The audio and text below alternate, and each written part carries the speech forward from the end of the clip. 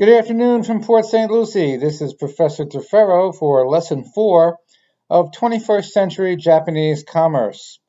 And in Lesson 4, we're going to examine the Japanese building upon their financial successes of the 1950s and early 1960s in electronics, and adding to that great success a trip to automotive investment. The Japanese decided, well, if we can make smaller and better radios and electronics, why don't we do the same thing for cars? Let's make smaller and better cars. Will people buy our cars if they're better or if they're smaller and cheaper?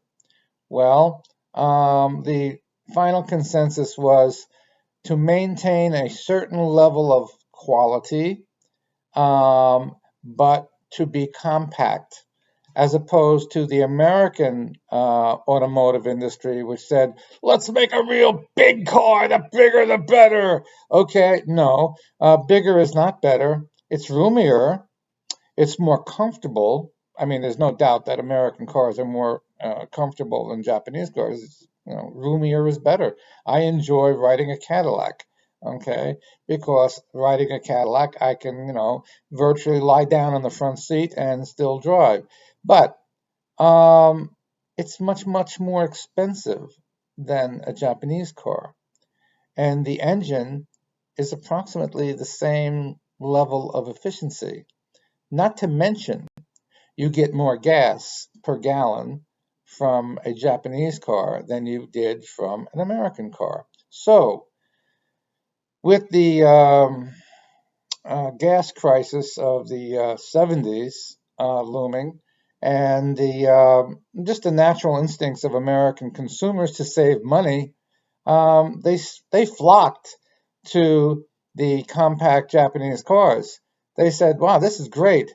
We can get basic transportation for $2,000 or $3,000 less than American cars. Why should we pay extra for American cars when we can get the same transportation for $2,000 or $3,000 less?"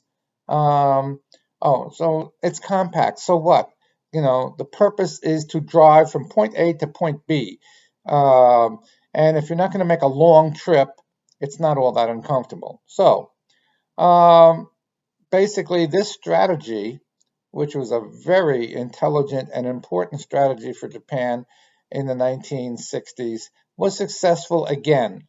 This is a second consecutive success of the Japanese economy after their expansion into miniaturized electronics in the 50s and early 60s, and now they compounded their success in the 60s and 70s with their compact Japanese cars. Next time, we're going to look at a third expansion of Japan's economy. But until then, this is Professor Tefero wishing you all a happy and healthy night. Take care. Bye-bye.